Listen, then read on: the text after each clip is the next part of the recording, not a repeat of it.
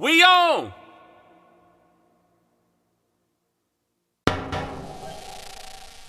All right, we on, people. We on. Hey, I got my man Cletus Kassady with me today. How you doing, fam? I'm dancing to music that's in my head. I don't know if you got music playing or what, but it's in my head right now, so I'm just kind of rocking. I know you're a DJ at heart, so yeah. I figure some kind of music. You have a musical essence, so we're gonna pretend that's happening right now. Right. Hey, man, I got a little something in the background, No, I believe you. I gotta make sure that just we're can't on hear. point. You know what I mean? Like making sure you're on beat there. I'll do my best to line you up, bro. It's gonna be great seeing the white guy keeping the black guy on beat. That's gonna be that is something different right there. That is all new. How you been, man? I'm good, man. I'm good. Living the life out here in Kansas City. That's unfortunate, man. Y'all, almost was the 2-time champions. Almost. Hey, But we had a line that held it poet, together, we might have been. yeah, the great Negro poet Brandy said almost doesn't count. So horseshoes and hand grenades, not football. But y'all dangerous though. Yeah. The Chiefs are dangerous, man. Dangerous. They got new offensive line this year. Yeah. Added some pieces on defense, man. Patrick Mahomes ain't going nowhere. No. So, and you know what's crazy about the Patrick Mahomes thing, right? Because, as you can see from the hat, I'm a diehard Broncos fan. Right. So I hate the fact that Patrick Mahomes is in my division. I would love to watch him anywhere else. You know what I'm saying? Like, it's one of those things like, he's just such a great, phenomenal talent that you can't help but love how he plays, but you hate when he plays again on the team that you got to play twice a year. I think Chiefs fans felt that about John Elway. As y'all should have. Like, right. We came through and, man, listen, the Chiefs-Broncos game, so of course as a Bronco fan, I'm contractually obligated to hate the Raiders. Right. So right after the Raiders, it's the Chiefs. So like the Chargers, I don't even care about the Chargers because they are an anomaly. They only good once every 6, 7, 8 decades. So I don't really hate the Chargers. Like they're annoying, but you just like you don't even care about them. Yeah, they're not even a rival. They always get that. They always get that stigma though that this is their year. Like But yeah, they the West Coast Cowboys. They the West Coast Cowboys. I know you're a Cowboy guy too. Yeah. They the West Coast Cowboys with no media attention. So they always feel like it's their year, but no one else does. Right. I mean, you get some people out there say, you know what, we believe in the Chargers. They're going to do it this year, and then of course Chargers. Yeah.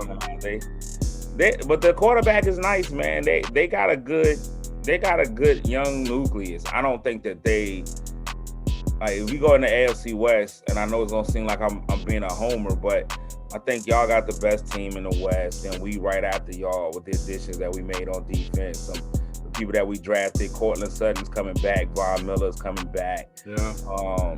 Then just like Jerry Jeudy, right? Jerry Jeudy's back. I mean, Jerry Jeudy got you. I mean, I'm a Bama fan, just to put it out there. I'm a Bama fan. I roll Tide too. So I was so upset. You had Jerry Jeudy with the Broncos, then you have Ruggs with the Raiders. I'm like, man. Yeah, Alabama's all through AFC West right now, just skill positions. So Patrick Surtain now with y'all. Yeah, so I think we the second best team in there. I think we're gonna split with y'all. I think we're gonna surprise y'all this year. I think we're gonna split with the Chiefs. I think the Chargers might be a little bit better than the Raiders. Gruden still coaching like he's 86. So, he want to still do all the stuff he did way back then with Tampa Bay, and the game has kind of evolved or caught on to some of the stuff that he was doing.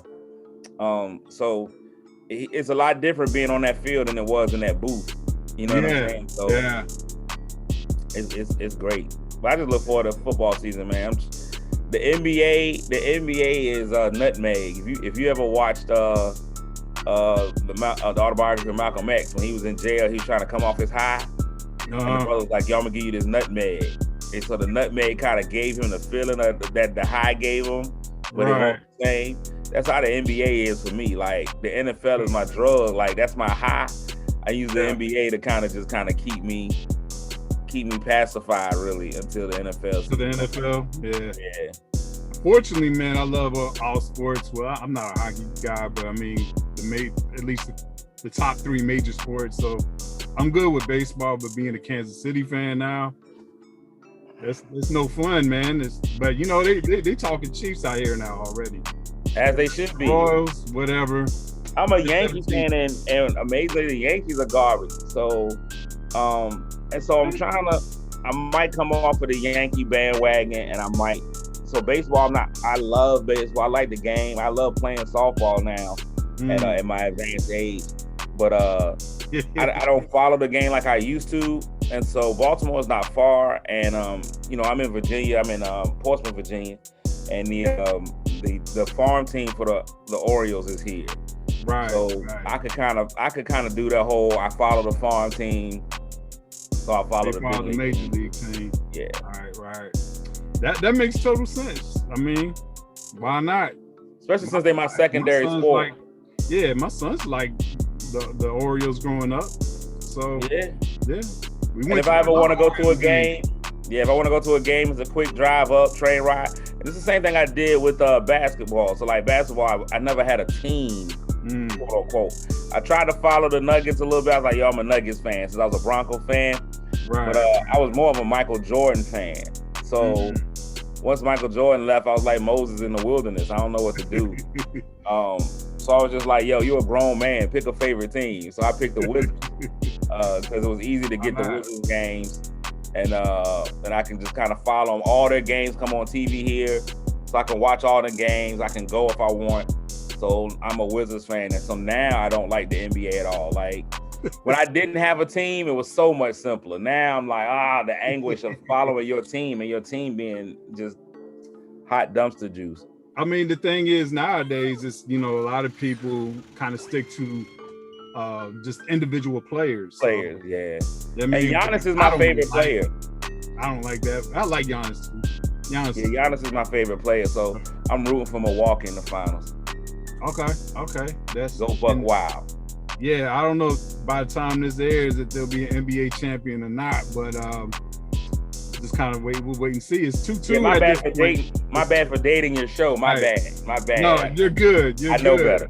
We did that last time. That's cool, man. But yeah, 2-2. So it's up for grabs right now. So it's the best of 3, right? That's it, bro. Anything can happen, man. If Devin Booker can stay out of foul trouble, he should have fouled out last night. But if Devin Booker can stay out of foul trouble, I'm really putting a date on it now. Everybody's like, we can go see when they recorded this. But yeah, it's awesome though. Yeah. Devin Booker had 9 lives last night. Yeah, 9 fouls. 9 lives. You know how a cat has 9 lives? Yeah, and he had 9 fouls. 9 lives. Probably did. All together, that absolutely. So let's talk about you real quick, man. I wanted to get to the sports later, but that's cool. I can talk sports all day. This could be a show about sports. You know what I mean? Like, I'm with it. Flexible. I'll be Stephen B. Smith. I mean, can we talk about Stephen A? If you want to, man, I'm in. Anything. Maybe we can get that later down the line. All right, let's do it. All right, but you are part of the Real Comedians of Social Media tour. Correct. Also, you won the best comedian at the McDonald's Gospel Fest as well. Mostly because I eat so much McDonald's, but yes. That contributed to it. So you got like your rewards are really big on that app right now. Right. I get free fries every time. You also hosted the gospel stage at Something's in the Water. Yeah. For people that don't know about what that is, can you explain? I got a lot of followers in VA, obviously, but people out here or across the country, what is Something in the Water is a music festival that Pharrell, everybody knows Pharrell, so yeah, right. That's cool. It's a music festival that Pharrell put together. The initial one was 2 years ago.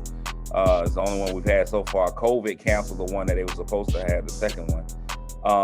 But the first one was just huge, dog. So I don't like throwing out numbers, and I'm not able to substantiate. But it was definitely in South by Southwest, those territories as far as numbers of people who came down for the concert. So That was at He the had Virginia everybody. Beach oceanfront, right? Yeah, it was on the Virginia Beach oceanfront, literally on the oceanfront. Like they put stages up on the same. So it's on the oceanfront. 3-day event. So you had everybody. Everybody was here. Whether everybody performed or not, everybody was here. Jay-Z, Beyonce, Puff, like the who's who. So Pharrell definitely opened up his black book. Was like, yo, everybody come through and holler at your boy. And so I hosted the gospel stage. So they had one. You know how gospel is. We had one day down at the other end. So to put it in perspective, the obscure part. Right, to put it in perspective, like we barely had sand. Nah, like we had sand too. So I think the main stage was down on like 3rd or 5th Street, and we were way down on like 42nd. Like it was definitely some distance between. Hey, but you were there, right? Yeah, but I was there. You cannot mix the saved and the unsaved. So it was huge. So Pharrell again, with his name recognition, and his what he's done in the community and the industry, music industry. He had everybody at that concert. So Kirk Franklin, not Donnie McClurkin. Just because I want to say their names, I can't say them. But he had only one I can think of is Kirk Franklin right now. John P. Key was there. Israel Houghton was there. So he had all the names, right. in gospel. So it was fun sitting out there hosting that. It rained on the gospel one right before Kirk got up. So he was the only one that people missed though, was Kurt. So it was a good day, and he did it for free, which was big. And they didn't take up an offering, which was even bigger. So it was good to be there. Right. That's dope, man. That's dope. I want to go to the next one. I mean, y'all had to wait. I was in the 757 for 20 years, and y'all waited. We were just trying to get you out of the way. Huh? We were just trying to get you out of the way. I guess, man. Man, I was excited but disappointed at the same time. That's cool though, man. Fred was like, is Noble still there? Noble still? Yeah, we can't do it. Y'all let me know when he's gone. He gotta leave, man. He gotta get out the way. But my guy DB, man, who's actually a producer, engineer, works in the industry right here from KC. He was actually hanging out with Pharrell and them at the event, man. So he posted pictures. I was mad at him for not inviting me. Like, dog, that's how people do. How you gonna be in my territory and not inviting me? Yeah, people don't want you to share in their success. They want to be successful and let you watch it. Exactly, man. But you also had some appearances on Roland Martin too, man. Tell me about that. Yeah, I did about 10 appearances on Roland Martin show, nationally televised. That was really dope. He got fired from it now. He was on news. It was called News One Now. Right. He had a Wildin' Out Wednesday segment. This is when he was still working for the establishment, in his words. But he had a Wild Out Wednesday where he would bring comedians in, and we would talk about current events, what was going on, basically in America or the world. And so that was kind of cool, man, just to kind of build that rapport with him, and just to kind of met a lot of amazing people, because his show films, well, we did it live, but his show was out of DC at the time. So Elijah Cummings, lots of senators that I met being in there, a lot of big people who I never would have thought I'd be in the room with, you know what I'm saying? Yeah. So like the very first time I went, I think they had like the Secretary of State was gonna be on there, and I took the train up. And so I'm on the train, like they got dogs, like, yo, first of all, Secret Service, they be on it. Like, you're not even gonna sneak up on nobody. Like, I took the train from here to DC. When I got to DC, like when we got to Alexandria, like the Secret Service was on there with dogs sniffing, making sure everything was straight, dog. When I got to the studio, it was black suits with the thing on their face. I was like, dog, all of this. So they won't play no games, man. Like, I had been cleared before I could come up. So, but it was dope, man. I just pretended that the Secret Service was there for me. That's what you gotta do, right? Yeah, they here for me. These is my people. Appreciate you. Thank you, Ted. Thank you. You knew him by name, right? Yeah, that's how I called him. Yeah. They ain't gonna talk back, so I was good. Right. It's like every dog is Fido, right? Just call Yeah, him well, Fido. or Rex. Well, not now because people are now naming dogs people names. So I don't get that. Like It's true. you be like, "This is my dog John Merriweather the Third." Be like, "What? What? No, it's not." That's why the kids can't get decent names no more. All the dogs got them. Right. Like some dog's name is like John or Anthony. Yeah, that's a real name. Let's go to name. Speaking of names, let's go to that real quick. Okay. Cletus Kassady, man, you must have been some type of comic book reading, Marvel loving back in the day person, man. Where'd you get that name? Yeah, it's definitely from Spider-Man. It's the real name of Carnage. So all of my secrets about to be unveiled when that movie comes out, when the next Venom movie comes out. So which is why we've kind of started using the moniker Cletus Comedy a little bit more, just to kind of not to get away from it, but to create a differentiation. Right. Because once that comes out, I already had to fight the Nutty Professor people. Really? Cletus from the Nutty Professor. Not literally fight them, but like that's how people go. Yeah. Cletus from the Nutty Professor. I'd be like, you are so wrong. But true story, man. When I was in college, I tell everybody I never thought about entertainment as being a career or something that I was going to do. And it's one of the reasons why I'm really, whenever I get a chance to, I talk to parents about speaking into the dreams of their kids.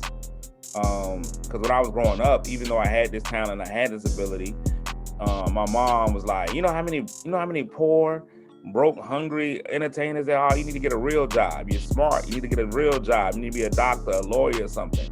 And so even when I was in school, same thing. Teachers would be like, hey, you can't be acting silly. You got to be a doctor, a lawyer. You got to get a real job. So a lot of our kids, man, they have talents and abilities, and they may be able to be the best, whatever it was.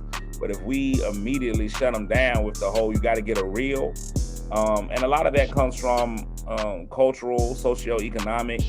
I didn't grow up in an affluent neighborhood. I don't want to give I didn't have holes in my shoes and things like that, but I also didn't have brand name shoes. You know what I'm saying? When my mom first started teaching, we still were eligible for free lunch. So all of that, and so when your parents see that what they're doing, what they feel like they're doing in your best interest is telling you get something better than what I got.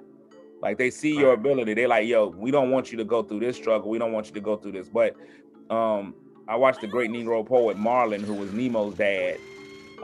When Dory told him, listen, if you don't ever let him do anything, he'll never get to do anything. So as parents, our job is really to let them develop, and then we guide them in what they're being. We got to cultivate them in what they're being. We spend so much time building them into what we think they're supposed to be.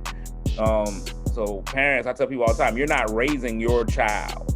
So like people be like, I'm raising my son, but you're not. You're raising somebody else's dad, somebody else's father, somebody else's husband. You know what I'm saying? That's what you're raising. Yeah. So you put that seed into them. So I never wanted to be an entertainer. I went to school. When I went to college, I was like, yo, who do I know that doesn't do a lot of work but gets paid? And I was like, PE teachers.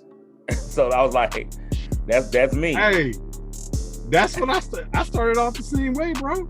I was like, yo, PE teacher, give me the light. That's it. Thank you, Lord. I was like, all I got to do is throw out a ball and make kids run laps. I'm with it. Right. So I went to go be a PE teacher. Didn't realize that PE teachers don't quit. Like they die at the job. Like there are no more PE teacher positions available. Like you can graduate today, you will not be teaching PE because a PE teacher never leaves. But while I was in school, met a young man named Phil Thornton, who is actually one of the top music executives in the country right now on the gospel side. And we were at Norfolk State University, Behold the Green and Gold. Our radio station, 91.1 FM, was a jazz station. Phil was working for Bad Boy at the time. And they had met with the president and were like, yo, we really want to revamp the station and make it a hip hop and R&B station. I was hosting an event because I still had this personality. So people would ask me to host events. I'm hosting a talent show. He was there. He's like, yo, you ever think about being on the radio? I was like, nah. He's like, well, we getting ready to start a radio station. Will you do it? I was like, word, why not? I ain't got nothing else to do. So we got together. We loaded up all the music, did all this promo stuff, man. It was crazy how we were preparing for the station to flip. And it wasn't even a full flip. Like literally the radio station was jazz all day, except from 3 to 7 p.m. Our show was on from 3 to 7. Right. So yeah, so you would go from Boney James at 2:59 to Mystical at 3. And then you would go from like, you know, Snoop Dogg at 6:59 back to Grover Washington Jr. at 7. So it was really conflicted. Right. But we had done all this work, put everything in, and the first day of radio, like, it's 2:58. We like, all right, we get ready to go on air. And we had thought of everything except names. We like, yo, we can't just go on the radio with our real names. Like, right. So I'm just quick on my feet, and it was myself, Phil, and a young lady named Candy. And I was like, so here's what we're gonna do. I'm gonna kind of be the antagonist on the show. So I picked the villain's name, Cletus Kassady. Phil was Peter Parker, and Candy was Black Cat. Oh wow! And that's how I started. And you know, they didn't continue in entertainment. That wasn't something that they were doing. So as soon as they got off the radio, it dropped. But because Cletus Kassady was a first and a last name, like, it just kind of stuck. So people were like, yo, we trying to find Cletus Kassady, blah blah blah, and it just stuck. Oh wow, that's crazy, man. I had no idea, man. That's a dope story. Yeah. So I was actually going to get into the radio part too, because you're a comedian. You've been on the radio. And fired from a lot of radio stations. But I know, and you also did some sports broadcasting too, right? Right. Yep. So you have a lot in your pocket there, man. You got a lot going on, right? Yeah, the resume is crazy. Like when I sit down and actually write out the resume, that's why people get mad when I charge them what I charge them. But I'm like, dog, you don't understand what my resume is at this point, you know? Right. But you keep building it. You're a jack of all trades, basically. Yeah, but I'm trying to be a master of one. So so what direction are you moving in? So right now, you know, comedy, of course, is my first love. The stand-up comedy is my first love. But I've been recently getting a lot of stuff for writing, and now even producing things. So I'm doing some stuff in my church that I just wrote, and I'm producing. I got a call today about some stuff to write and produce. I've written some stuff. They're doing some writing for All Def Digital. So that was kind of cool. Russell Simmons' company. So the writing and producing is becoming my new lane. And just because of the way that social media is set up and the way that we're set up, it's not like the old days where you really got out there by just hitting stages. Now you have to be able to, fewer people know you from comedy clubs to stages than they do your work on social media. So I've been doing a lot of production stuff, and that's kind of where I'm going, man, with the writing and producing. And it's not taking away from my stand-up, but just kind of expanding it. Right. And because you also have a huge social media presence. It's moderate, man. It ain't huge. It's moderate. Okay. Yeah, the guys that I'm with, they got huge. So like, you know, like from the Real Comedians of Social Media tour, that was Kevin on Stage, To Hear More, and Tony Baker were the primary three that you're gonna see at every event. And I kind of tagged along on a few. So when you start talking about huge social media followers, those guys are over a million followers. Them dudes blew up. Yeah. But their work ethic, and I don't know, you know, where our crowd is specifically, whether we're dealing with the saints or the sinners, but a mixture of both, saints who sing. But if the church took the mentality that Kev, Tahir, and Tony have, and they took that mentality and adapted it, dog, the world would be so much different. So each one of them in their own right is a star, like in their own right. And so what they decided to do was just super friends that thing. They were like, yo, well, let's all come together and let's not have no jealousy. Let's work. You can write. So if Tahir writes something, Tony and Kev worked just as hard on something that Tahir wrote as if they wrote it. You know what I'm saying? Mm-hmm. They all came together and they brought all of their crowds together and they all blended and grew because of that. Imagine if churches, if it wasn't for, I'm trying to keep all the people, I'm trying to have all the people in my congregation. I want all of them in my congregation. If they all said, listen, I got 10,000 or not even 10, I got 1,000 people, you got 1,000 people, you got 500. If we come together and pool all our stuff, we now have 2,500 souls that can work You know, so instead of us saying, oh man, we want to do a community day, but we only got 10 people to volunteer. Well, we got 25, we got 15. So we went from just having 10 people to having 50. Bam. And now our influence is bigger. But we get so, it's us, even in the body. It's crazy. It's probably worse, right? At times. Yeah. At times it's worse because everybody's competing for the same people. People hop around all the time, like they're not satisfied, so they go from this church to the next church. Yeah, nobody's ever satisfied with anything.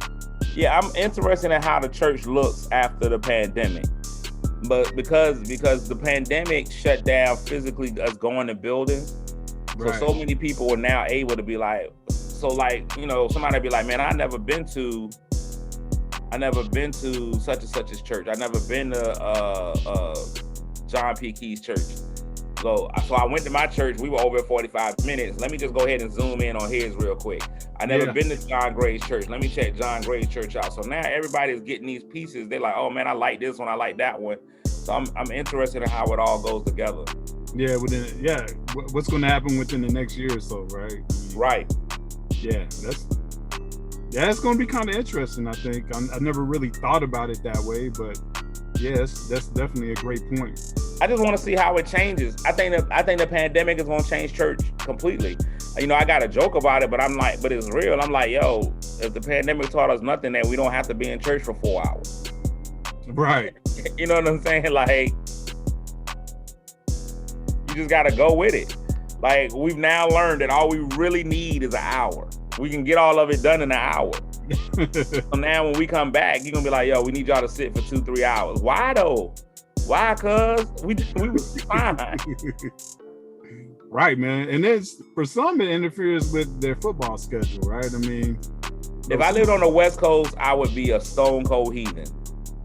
I told my wife this. I said, look, if we ever move to the West Coast, I would have to go to church on Saturday. Seventh-day Adventist. 7-day Adventist. But I love college football too. There's a lot of people starting churches on Saturday night, right? So I even got a few friends in the 757 that started churches, and they started at 6 o'clock on Saturday. I could do that. I could do that for a season. I can't. I went every time I go to a Bronco game, and I had a realization that this game is starting, that the East Coast game started at 11 o'clock.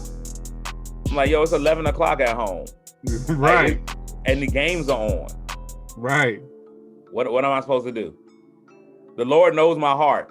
So I just try to. Exactly. So I feel like this: if it's 52 weeks in a year, that means that the Lord wants you to do 52 services. He doesn't care how you get them in. So, right. So if I double up in the months before football season, as long as I get my 52, like I'm the only person that come to church with a punch card. Be like, yo, Pastor, can you go ahead and do this for me? Hit that. Appreciate it. I'm at 48. 4 more services for me. Right. And just so I can show God that I still care, I do go to church on Bronco bye week. So when they don't have a game, I go to church that way. Oh man, look, I had a lot of questions, man, and I think we've answered a lot of those within just talking. But one of those questions, like you brought up, how you were growing up as far as like being kind of discouraged about being a comedian or getting into comedy or acting or whatever the case may be, whatever you want to do, right? What was that moment? Were there some moments in your life when you look back and thought, I'm going to be a comedian? Were there particular moments?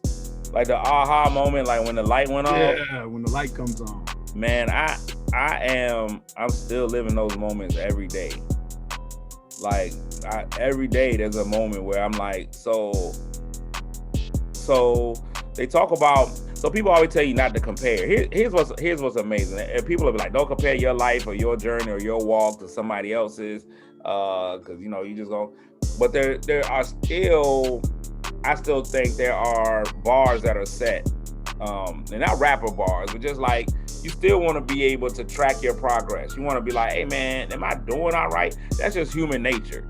Like I see, like, and again, I take Kev because he's my boy.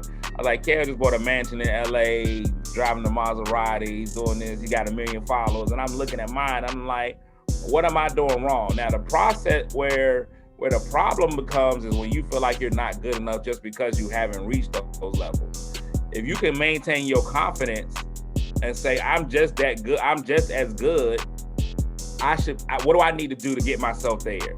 I think that's fine when you start comparing like that. When you start comparing and you start feeling like you're not worthy because you haven't reached those levels, then that's where there's an issue. But I still have my moments where I say, man, am I good enough? Is it me? Is it my marketing strategy? Is it what I'm doing? And I think God knows whenever I had those moments. So for example, the other day I'm doing a show, dude walks up on me, swole, come on, big.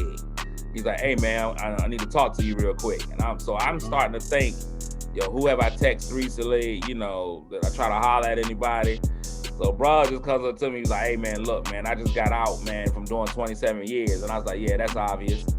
But he was like, I'm gonna just tell you this, dog. You know, we never met, but when I was in jail, man, I would listen to you on the radio, and it really inspired me, man. It kept me going while I was in jail. So that's a moment from God. It's like, dog, I got you here because of that. Like, it's a dude in jail that you have no idea where he could have gone, what his life could have been, but you encouraged him while doing the radio. I was at a cookout on 4th of July. Dude comes up to me, obviously had been drinking, doing what he did, but he was like, ain't you the comedian pastor? And I was like, yeah, that's wrong. I'm not a pastor at all. Don't you put that evil on me, Ricky Bobby. But he was like, hey man, look, he said, I wanted to tell you this, man. Like, I saw you. He saw me, I think it was at something in the water. He's like, yeah, I saw you at something in the water. And he said, man, it was the first time I realized that you could be a Christian and still be all right. And I could be a comedian and be a Christian. Like, I can't tell you why, but it just felt that way for me. You know what I'm saying? So yeah. I inspired him. I had a young lady text me the other day, was like, hey, I got a brother that's struggling between his calling as a youth minister and a comedian. And he doesn't know what to do. Can you just kind of talk to him about it? And I did. You know what I'm saying? I was like, yo, this is what I think it is. This is how I've dealt with it. And it helped him. So I can't compare. I might not have all the monetary things or whatever, but those are the moments that let me know, yo, you on the right path. Right. As far as just professionally speaking, is when you're able to do shows with like a D.L. Hughley. I work with D.L. Hughley, Mike Epps, a lot of the big names, Don D.C. Curry, and all of them be like, hey dog, you the truth. That's and dope. I'm like, all right, word, I appreciate that. You know what I'm saying? Yeah. And so that's when you know, and I'll go home and I'll be like, I might be all right at this. Oh, that's what's up, man. That's dope to get compliments from those guys. Yeah. It's on my resume. Right. You dope. Like, you know what I'm saying? So, I remember I texted you the other day. I said, can you give me your list of accomplishments and accolades and things of that nature? Like, it's too many. Yeah, like, it is. And so I don't. 3 or 4. Give me something. Yeah, I try to not be. I try not to be like. I don't want to be big headed about it, but I definitely want to let you know. I've just been blessed with a lot of stuff. And, you know, a lot of people I've worked with, there really isn't anybody on the list that I haven't worked with. You know what I'm saying? In some shape or form, whether it be through writing or actually being on the stage with them. So I've been blessed, man. I met a lot of good people. That's what's up, man. There's a lot more I would love to get to. Man, we don't have a lot of time, man. We just. My fault, I'm long-winded, man. I talk too much. Nah, man. Nah, this is good stuff. This is real good stuff. And we're kind of all over the place a little bit, but kind of flowing at the same time. At the same time. It's like Busta Rhymes. It's like, we don't know what he's talking about, but it's nice. Yeah. It's getting there, man. Let's talk a little bit. Like, I want to get to the Stephen A. stuff real quick. Let's talk about it. Before we do that, I want to talk about politics real quick, man, which is kind of interesting, man. You are kind of a controversial figure at times, or confrontational sometimes, man. Why is that? What sets you apart sometimes, man? What are some of your thoughts about what's going on in the world today?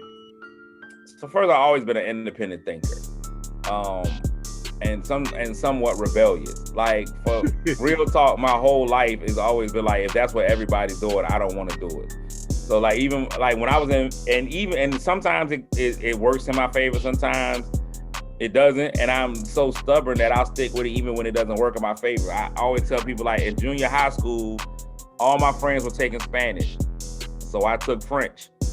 Everybody was like, yo, you gotta be in the band. So everybody got in the band. So I was like, dog, I'm going in and I'm gonna get in the orchestra. So I ended up playing cello. I had to bring the cello home. It was the worst experience ever. Like, playing the cello and living in the hood is not what you want. So politically, I don't have a party affiliation. I'm more about right is right and wrong is wrong. Mm-hmm. So I'm one of those people, and people can't separate that. Like, I'm one of the people who'll be like, if Donald Trump did something right, I mean, he was right. He can still be a deplorable human being, but be right on this particular matter. And because he was right on that matter doesn't mean, oh, you a Trump head. Nah, he was right on this. I can still feel like Obama was an amazing symbol for Black Americans. That we've never had a Black man in as president. That gives kids hope, and little Black kids who were growing up. My son can now look up and be like, oh, I can be president of the United States. You know what I'm saying? But I can also say, hey, everything he does isn't right.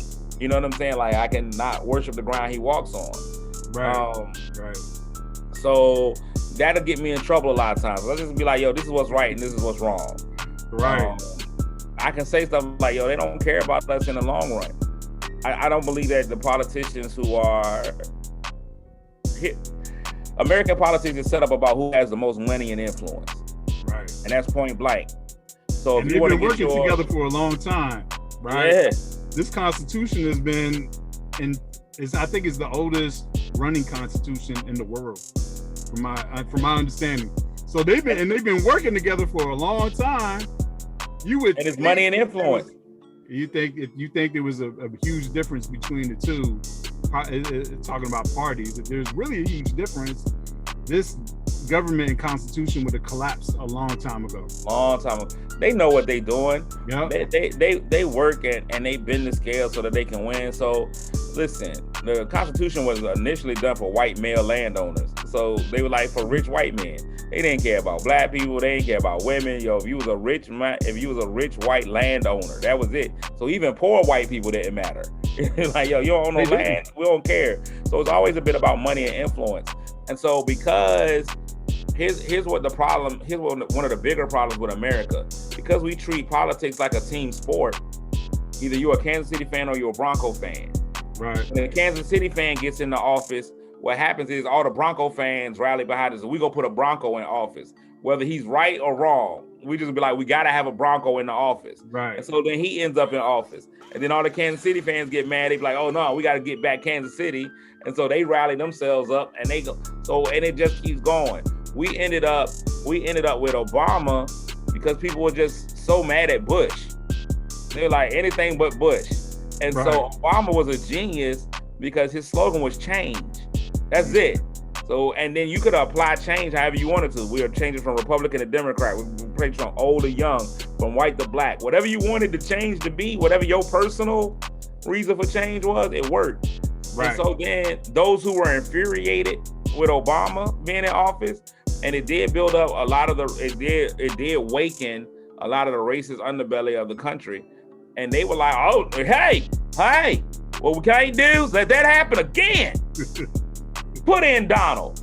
And everybody knew from step one that Donald Trump was not qualified to be president. I think the most shocked person that Donald Trump became president was Donald Trump. Like, when those results came in, it was him. Like, I know it, but that's what happened. And so then after Trump, people just so know to Trump that we put Biden in. And whether we agree, and Biden really, to me, he really did. I heard everybody be like, it's the lesser two evils. But you're still choosing evil. Like, how about we have the good? Like, how about we put the good in? So as long as we stay in this two-party system, as long as we let everybody vote, man, it'll be so many people that just vote off of anything. He had a blue jean on. Right. You're like, well, do you know where his issues are? Do you know where he stands? Do you know what he wants to do? Are you a fan of Blackish? I haven't watched it enough. There was an episode where what's the actor's name? Anthony Anderson. Oh, Jennifer Lewis. Jennifer Lewis, right? She was confronted by the younger daughter, Diane. I forget her. What's her real name? I can't remember. I'm bad with those names. Me too. And the granddaughter was asking questions to the grandmother about are you liberal or conservative? And all the questions that Jennifer, her character answered was she would have been pro-conservative, but she says she claims to be Democrat. But her answers reflected conservative views. Correct. I thought that was so hilarious, man. Like, I love the way that, we can do that in society where we can actually talk about issues like that and actually bring forth those issues on national TV. Like, and still live afterwards. Still live, right. So that's what people miss, I think, when they talk about America. Listen, America is amazingly flawed. Yes. Like it's amazingly flawed. But the Constitution is flawed in who it was built for. But the building and morals of what the Constitution sets forth in this country still even if it was accidentally, it made it possible for us to do a lot of the things that we can do now. We're not Cuba. It's not a dictatorship. Right. It's not China. Dog, try to go say some of the stuff that we say in China. Dog, done. Like, I know comedians who's like, yo, if you ever go to China, Japan, dog, stick right. You cannot say anything against the government at all. You can't even be like, yo, I don't like the current leader. Done. Like, is you take it. So we have a lot of freedoms that other people don't have. Like, I even hear a lot of, of course, African Americans be like, yo, I want to go to Africa. I mean, first of all, Africa's not a country or a city. It's a continent. So each country in Africa is different. And there's a lot of stuff over there that ain't right. Yeah. a lot of stuff over there that just don't quite curl. So it's about being informed. I want people to be more informed. Sometimes I'll ask a question, and I don't even let you get what my view is. I'm just gonna ask it so that you can be like, hey, I want to hear what you say. I want to open your mind to it. And I grew up in a good Christian home. I wasn't allowed to play devil's advocate. We don't have the devil in our house, but I can play angel's advocate. If I could play that role of the antagonist, I'll get on you. Like, a good example is the Sha'Carri Richardson. Yeah. I was like, dog, y'all can be pro-black all you want to. She knew what the rule was, and she still went out there and did edibles. And if y'all believe that this is the first time she's ever done weed, then I'm gonna need you all to get help. And it was not, and they were like, well, weed it's racist. It was built, and it may be, but the problem is that's the rule. That's the law. Right. She knew what the rule was going in, so we can't applaud negative behavior. We can't get behind, because a lot of people try to figure out why our kids are just running kind of rampant. It's because we've told them that even in your wrong, we'll support you in your wrong. We can't do that. We have to be able to say, with my kids, I tell my kids, I'll fight for you when you're right. When you're wrong, I'm going to admonish you when you're wrong. Now, if somebody is doing you wrong, even in your wrong, we'll deal with that wrong. But first, let's just point out, hey, you shouldn't have been doing A, B, and C. So, right. Sometimes you got to lay in the bed that you make. That's why I don't ever make my bed. Hey, man, with that said, I just want to close real quick with you have any closing remarks, comments, or matter of fact, just tell people where they can find you online. You went real churchy. We need the benediction, man. Can you give us the benediction? Man, I appreciate you bringing me on the show, man. You've been a solid dude in the community with me. One of the things that you are, and this is gonna sound really weird, but you're one of those guys, and it sounds weird, but it's true. where you can actually, you are the personification of not being able to see color. You just see a person. And when you do that, when I talk to you, it's just like I'm just talking to Noble. It's not like I'm talking to this white guy Noble, and you're not like I'm talking to this black guy. I'm talking to Noble, but we both understand each other's differences, even culturally or whatever. So you've been really, it ain't even about being an ally. You've just been a cool dude for as long as I've known you. So I really appreciate you and your consistency, man. The type of person you are, the father that you are. The advocate for kids, all of that stuff is amazing, man. So I applaud you and thank you for having me on the show. For those of you who would like to follow me, man, and it's not gonna be controversial all the time. Sometimes I will say something funny, but it's at Cletus Comedy, CLETUS Comedy, and that's on every social media platform. So that's Twitter, Instagram, Facebook, Plenty of Fish, Farmers Only, Singles Meat.